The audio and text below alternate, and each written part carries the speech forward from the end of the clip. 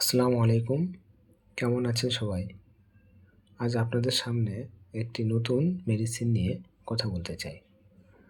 আপনারা সবাই জানেন বর্তমান সময়ে eczema, dermatitis, psoriasis, taenia pedis, taenia কুরিস এবং টেনিয়া কর্পোরিসের মতো কিছু সংক্রমণ রোগীর সংখ্যা দিন দিন বৃদ্ধি পাচ্ছে। এই ধরনের রোগ থেকে বাঁচার জন্য একমি নতুন একটি মেডিসিন বাজারে নিয়ে এসেছে পেট-সিজি নামে। 3টি জেনেরিকের কম্বিনেশনে এই পেট-সিজি ক্রিম বেটামিথাসোন, ক্লোটিমাজল এবং জেন্টামাইসিন। বেটামিথাসোনের কাজ হলো কর্টিকোস্টেরয়েড, যার প্রদাহ বিরোধী, চুলকানি এবং রক্তনালীর সংকোচনের ক্ষমতা রয়েছে। আর ক্লোটিমাজল একটি ছত্রাকনাশক হিসাবে কাজ করে এবং জেন্টামাইসিন অ্যান্টিবায়োটিক হিসেবে কাজ করে। পেট-সিজি ক্রিমের ব্যবহার বিধি। এটি কিভাবে ব্যবহার করবেন?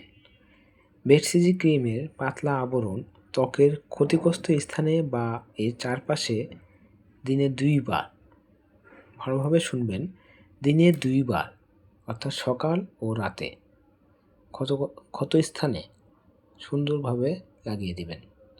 মনে রাখবেন, এভাবে টানা 4 সপ্তাহ দিতে হবে। এই ক্রিমের পার্শ্ব প্রতিক্রিয়া কী? পেট-সিজি ক্রিমের তেমন কোনো পার্শ্ব প্রতিক্রিয়া দেখা যায়নি, তবে কিছু সতর্কতা রয়েছে। সেগুলো, এই ক্রিম ব্যবহারের কারণে ত্বকে যদি জ্বালাপোড়া বা সংবেদনশীলতা তৈরি হয়, তাহলে এই ক্রিম ব্যবহার বন্ধ করে দ্রুত চিকিৎসকের পরামর্শ নিতে হবে। ক্ষতযুক্ত বা ক্ষতিগ্রস্ত ত্বকে এই ক্রিমটি ব্যবহার করা থেকে বিরত থাকবেন এবং এই ক্রিমটি চোখে বা চোখের আশেপাশে ব্যবহার করবেন না। 12 বছরের নিচে শিশুদের ক্ষেত্রে এটির ব্যবহার এখনও পরিলক্ষিত হয়নি। তাই কারোর যদি বা কোনো শিশুর যদি ব্যবহারের প্রয়োজন হয়, তাহলে চিকিৎসকের পরামর্শ গ্রহণ করবেন। গর্ভ অবস্থায় বা স্তন্যদানকারী মায়েদের ক্ষেত্রে মাঝে মাঝে এই ধরনের রোগগুলো বা একজিমা, গর্ভ অবস্থায় বা স্তন্যদানকারী মায়েদের ক্ষেত্রে এর ব্যবহারের বিধি কী? যেহেতু ত্বকে ব্যবহার্য এটি কর্টিকোস্টেরয়েড, তাই এটি গর্ভবতী মহিলাদের ক্ষেত্রে ব্যবহারের ক্ষেত্রে ডাক্তারের পরামর্শ গ্রহণ করতে হবে। ঠিক তেমনি স্তন্যদানকারী মায়েদের ক্ষেত্রেও এই ক্রিম ব্যবহারে সতর্কতা অবলম্বন করতে হবে এবং ডাক্তারের পরামর্শ গ্রহণ করতে হবে। সকল ওষুধ শিশুদের নাগালের বাইরে রাখবেন।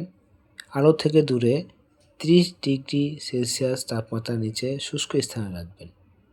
কখনোই পেট-সিজি ক্রিম অতিরিক্ত ঠান্ডা স্থানে রাখবেন না, যেমন ফ্রিজ বা রেফ্রিজারেটরের মধ্যে রাখবেন না। ধন্যবাদ সবাইকে। এই ভিডিওটি যদি আপনাদের ভালো লাগে, তাহলে আপনি আপনার পরিচিত বা বন্ধুবান্ধব অথবা আত্মীয়স্বজনদের সাথে শেয়ার করতে পারেন, যেন এই ভিডিওটি দেখে তারা উপকৃত হতে পারে।